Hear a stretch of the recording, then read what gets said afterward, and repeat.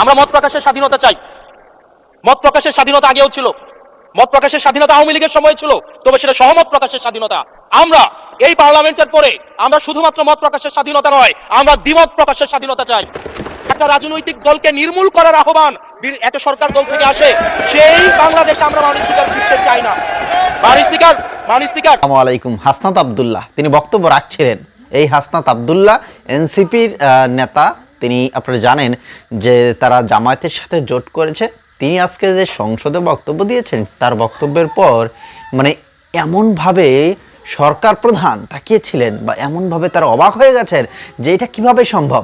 দর্শক মণ্ডলী, কথা বেশি বাড়াবো না, সরাসরি চলে যাব ভিডিওর বিশেষ অংশে। যা আশা করছি যারা যেখান থেকে ভিডিওটিতে ক্লিক করেছেন অবশ্যই সম্পূর্ণ ভিডিওটি দেখবেন, এবং হ্যাঁ, হাসনাত আব্দুল্লাহর বক্তব্য সম্পর্কে কোনো মতামত থাকলে লিখবেন আমাদের কমেন্ট বক্সে বরাবর মতোই। চলে আমরা সরাসরি চলে যাব সংসদের ওই হাসনাত আব্দুল্লাহর বিশেষ বক্তব্যের মূল অংশটুকু দেখে আসি। কিন্তু আমরা আমাদের এই প্রজন্ম, মাননীয় স্পিকার, আমরা খুব আশাহত হই যখন এই সংসদ এত রক্ত, এত লড়াই, এত ত্যাগের পরে আজকে যখন এই সংসদটি গঠিত হয়েছে, কিন্তু এই সংসদ আবার আগের যেই ভিশিয়াস সাইকেল, দোষারোপের যেই সাইকেল, একজন একজনকে বিভিন্ন ট্যাগিং এর যেই সাইকেল, মত দমনের নামে, বিরোধী মত দমনের নামে মামলার যেই সাইকেল, আমরা সেইখানে আবার চলে গিয়েছি। ক্যাম্পাসগুলো আবার আনরেস্টের দিকে যাচ্ছে, অস্থিতিশীল পরিবেশ সৃষ্টি হচ্ছে, বিরোধী দল মত দমনের জন্য মামলা করা হচ্ছে, প্রতিমন্ত্রীকে ফেসবুকে লেখার কারণে বাসা থেকে তুলে নিয়ে আসা হচ্ছে, হুইপকে সমালোচনা করলে বাসা থেকে তুলে নিয়ে আসা হচ্ছে। আবার আমরা আগের সংস্কৃতিতে আমরা চলে যাচ্ছি, যেখানে মাননীয় প্রধানমন্ত্রী নিজে কার্টুন শেয়ার করে বিভিন্ন স্যাটায়ার, বিভিন্ন মকারিকে প্রমোট করছে, বিরোধী মতকে প্রমোট করছে। সেইখানে এই সংসদ গঠিত হওয়ার পর থেকে আজকে পর্যন্ত 9টা ঘটনা ঘটেছে যেখানে মত প্রকাশের জন্য আজকে বাসা থেকে তুলে নিয়ে আসা হয়েছে। মাননীয় স্পিকার, আমরা মত প্রকাশের স্বাধীনতা চাই। মত প্রকাশের স্বাধীনতা আগেও ছিল, মত প্রকাশের স্বাধীনতা আওয়ামী লীগের সময় ছিল, তবে সেটা সহমত প্রকাশের স্বাধীনতা। আমরা এই পার্লামেন্টের পরে আমরা শুধুমাত্র মত প্রকাশের স্বাধীনতা নয়, আমরা দ্বিমত প্রকাশের স্বাধীনতা চাই। আমরা এখানে দাঁড়িয়ে মাননীয় প্রধানমন্ত্রীর সমালোচনা করতে চাই। আমরা নির্ভয়ে ফেসবুকে আমরা ব্যাকস্পেস ব্যবহার করতে চাই না। কিন্তু আবার একটা ভয়ের পরিবেশ সৃষ্টি করা হচ্ছে, আবার একটা আতঙ্কের পরিবেশ সৃষ্টি করা হচ্ছে। আমরা দেখলাম সিলেক্টিভ এক ধরনের বিরোধিতার পরিবেশ তৈরি করা হচ্ছে। আমাদের সমাজের যারা গ্রহণযোগ্য এক ধরনের পলিটিক্যালি এলিট শ্রেণীর নারীদেরকে নিয়ে যখন সমালোচনা করা হয়, তখন সেটাকে নারীদের বিরুদ্ধে এটাকে বিবেচনা করা হয়। কিন্তু যারা পলিটিক্যালি পিছিয়ে পড়া জনগোষ্ঠী রয়েছে, গার্মেন্টস কর্মী রয়েছে, যারা হচ্ছে এই দেশের অর্থনীতির চাকাকে সচল করার জন্য রাত দিন পরিশ্রম করে যাচ্ছে, গ্রামগঞ্জের নারীরা, মায়েরা যারা রাত দিন পরিশ্রম করে যাচ্ছে, তাদেরকে যখন স্লাট শেম করা হয়, গালি দেওয়া হয়, সেটাকে আমরা নারী বিরোধিতা হিসাবে আমরা সেটাকে আমলে নেই না। এই ধরনের সিলেক্টিভ নারী বিরোধিতা করা, এই ধরনের সিলেক্টিভ নারী সমালোচনা করার যেই ধরনের প্রবণতা রয়েছে, সেই জায়গাগুলো থেকে মাননীয় স্পিকার আমাদেরকে বেরিয়ে আসতে হবে। মাননীয় স্পিকার, আজকে ক্যাম্পাসগুলোতে আবার এক ধরনের অস্থিতিশীলতা তৈরি করা হচ্ছে। আমরা যখন, আমি ইউনিভার্সিটি থেকে 2022 সালের অক্টোবরে ইউনিভার্সিটি থেকে এসেছি, আমাদের সময় গ্যাস্ট্রোম গণরুমের কালচার ছিল। আমাদের সময় একটা শিক্ষার্থী অনেক স্বপ্ন নিয়ে বিশ্ববিদ্যালয়গুলোতে যেত।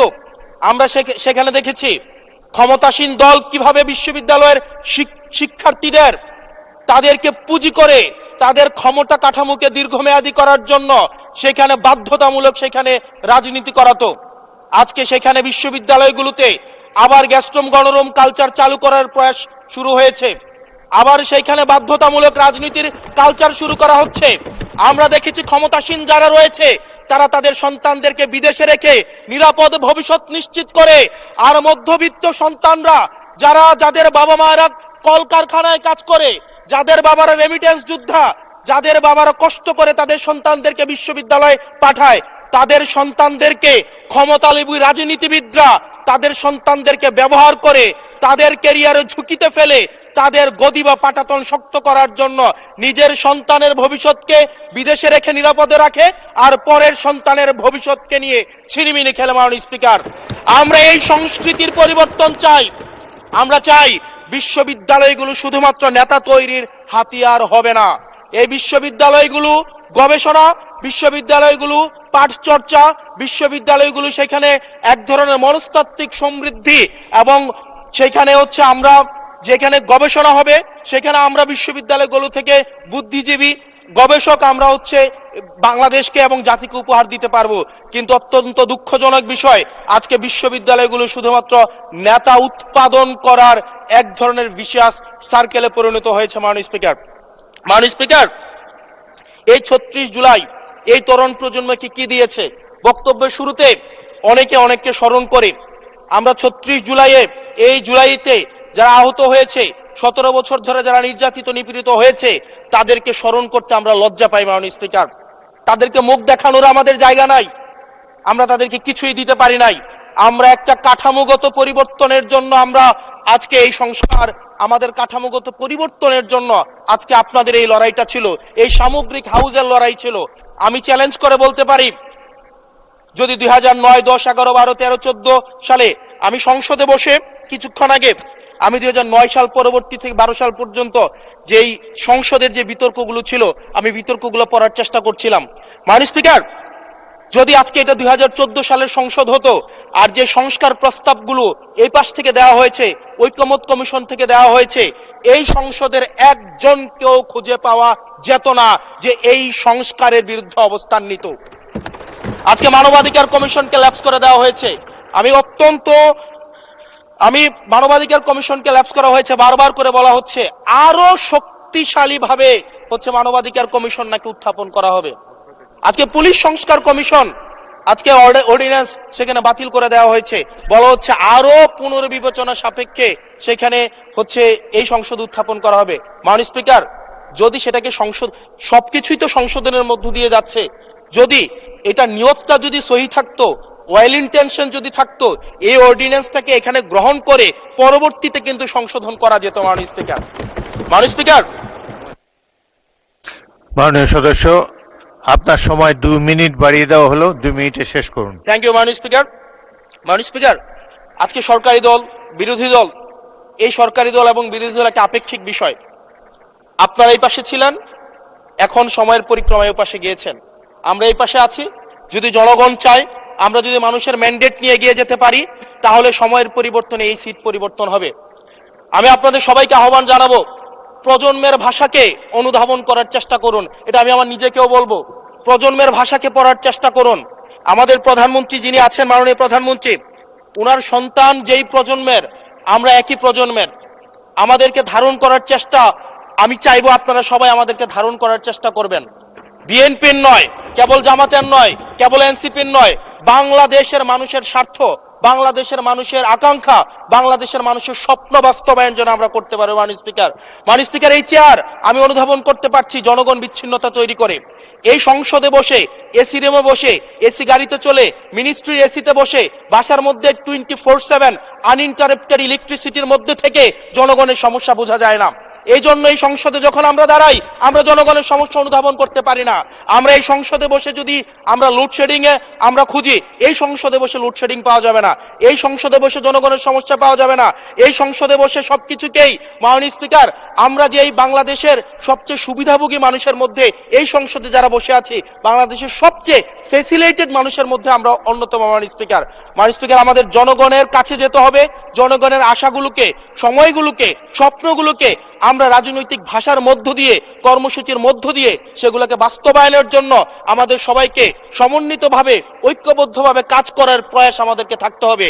আবার যদি আমরা বিভাজনের রাজনীতিতে যাই, তাহলে সেখান থেকে বিএনপি বেনিফিটেড হবে না, এনসিপি বেনিফিটেড হবে না, জামাতে ইসলামী বেনিফিটেড হবে না, সেইখান থেকে বেনিফিটেড হবে আমরা জুলাইতে যাদেরকে আমরা পরাজিত করেছি, তারা বেনিফিটেড হবে। মাননীয় স্পিকার, ধন্যবাদ। ওকে, লাস্ট মিনিট।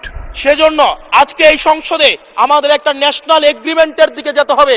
আমরা পলিসির জায়গায় আমাদের বিরোধিতা থাকবে, পলিসির জায়গায় আমরা ডিসএগ্রিমেন্টের মধ্যে থাকবো, কিন্তু আমাদের একটা রেড লাইন টানা উচিত। এই লাইনটা আমরা ক্রস করব না। আমরা যখন শুনতে পাই যে একটা রাজনৈতিক দলকে নির্মূল করার আহ্বান একটা সরকার দল থেকে আসে, সেই বাংলাদেশে আমরা মাননীয় স্পিকার ফিরতে চাই না। মাননীয় স্পিকার, আমরা এখানে আমরা কনস্ট্রাকটিভ ভাবে পলিসির জায়গা থেকে আমরা আর্গিউ করব, আমরা এগ্রি করব, আমরা ডিসএগ্রি করব, কিন্তু মাননীয় স্পিকার নির্মূলের রাজনীতি, বিনাশের রাজনীতি, দমনের রাজনীতি, পীড়নের রাজনীতি যদি আমরা বাংলাদেশে আবার পরিচয় করাই, ইন্ট্রোডিউস করাই, সেইখান থেকে এই সংসদের কেউ বেনিফিটেড হবে না। বেনিফিটেড হবে আমাদের সবচেয়ে বেশি যারা আমাদের এই বাংলাদেশটাকে ঝুঁকির দিকে ঠেলে দিয়েছে, সেই অপশক্তি হচ্ছে মাননীয় স্পিকার বেনিফিটেড হবে। সেজন্য আমরা ঐক্যবদ্ধভাবে বাংলাদেশটাকে বিনির্মাণ করি। ধন্যবাদ মাননীয় সদস্য। পরবর্তী বক্তা রশিদুজ্জামান মিল্লাত, মাননীয় সদস্য। দর্শক মণ্ডলী, আপনাদের মতামত থাকলে লিখবেন কমেন্ট বক্সে। বর্তমানে বিএনপি সরকার তারা যেটা করছে, মানে এটা কিন্তু সীমা ছাড়িয়ে যাচ্ছে, সীমা ছেড়ে যাচ্ছে, মানুষের ধৈর্যের বাঁধ ভেঙে যাচ্ছে। কোন সময়ে সেই আবার ছাত্র জনতা তারা মাঠে নামবে এবং বলবে ক্ষমতা এবার ছাড়তে হবে, গদি তোমাকে ছাড়তে হবে। কারণ বাংলাদেশে বর্তমান যে পরিস্থিতি, বিদ্যুৎ নিয়ে, জ্বালানি তেল নিয়ে, এইটি দুইটা বিশেষ করে সরকার পতনের মনে হয় মূল লক্ষ্য হয়ে যাবে। বেশ আর কয়েকটা দিন গেলেই মানুষ খুবই বিরক্ত হয়ে গেছে। প্রিয় দর্শক শ্রোতা, অবশ্যই আর কয়েকটা দিন আছে এই সংসদের প্রথম অধিবেশনের। শেষ পর্যন্ত দেখা যাক, শেষ সংসদ পর্যন্ত দেখা যাক কি হয় সেখানে। ভালো থাকবেন। অবশ্যই এই বক্তব্য সম্পর্কে কোনো মতামত